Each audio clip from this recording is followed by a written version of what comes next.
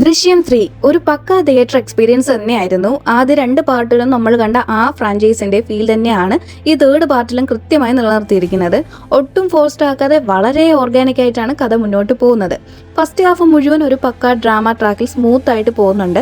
കഥാപാത്രങ്ങളെയും അവരുടെ ഇമോഷൻസിനെയും നന്നായി ബിൽഡ് ചെയ്തുകൊണ്ട് പോകുന്ന രീതിയിലാണ് സിനിമ തുടങ്ങുന്നത്. പക്ഷെ സെക്കൻഡ് ഹാഫിലേക്ക് കയറുമ്പോഴാണ് സിനിമ മറ്റൊരു ലെവലിലേക്ക് മാറുന്നത്.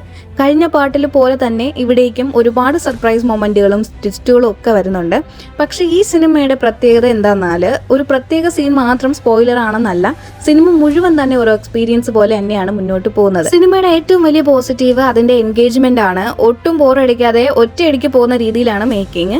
ഓരോ സീനിനും ഒരു പർപ്പസ് ഉണ്ടെന്ന് പോലെ തന്നെ തോന്നും. അതുപോലെ തന്നെ മുമ്പത്തെ പാട്ടുകളിൽ നമ്മൾ ഇഷ്ടപ്പെട്ട ആ ഒരു ടെൻഷൻ, ഡ്രാമ, ഇമോഷണൽ കണക്ഷൻ എല്ലാം ഇവിടെ നന്നായിട്ട് വർക്ക്ഔട്ട് ചെയ്തിട്ടുണ്ട്. ജിത്തു ജോസഫ് പറഞ്ഞതുപോലെ തന്നെ ദൃശ്യം ഫ്രാഞ്ചൈസ് ഇഷ്ടപ്പെടുന്നവർക്ക് 100% സാറ്റിസ്ഫൈ ചെയ്യുന്ന രീതിയിലാണ് ഈ സിനിമ മുന്നോട്ട് മേക്ക് ചെയ്തിരിക്കുന്നത്.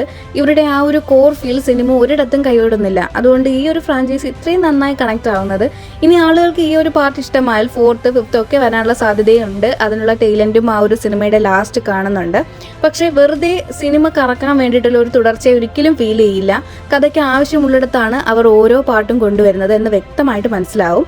ആദ്യ 2 പാർട്ടുകൾ ഇഷ്ടപ്പെടുന്നവർക്ക് ഈ സിനിമ 100% വർക്ക് ചെയ്യും. അതേ പക്വതയും അതേ ഫീലും അതേ എൻഗേജ്മെന്റും സിനിമ മുഴുവൻ ആ ഒരു ഫീലുണ്ട്. അതുകൊണ്ട് തന്നെ സമയം എടുത്തിട്ടാണെങ്കിലും ഈ സിനിമ തിയേറ്ററിൽ തന്നെ പോയി കാണാൻ ശ്രമിക്കണം. ഒരു ഫ്രാഞ്ചൈസ് സിനിമ എങ്ങനെ പ്രേക്ഷകനെ പിടിച്ചിരുത്തുന്നു എന്നതിന് നല്ലൊരു ഉദാഹരണമാണ് ദൃശ്യം 3.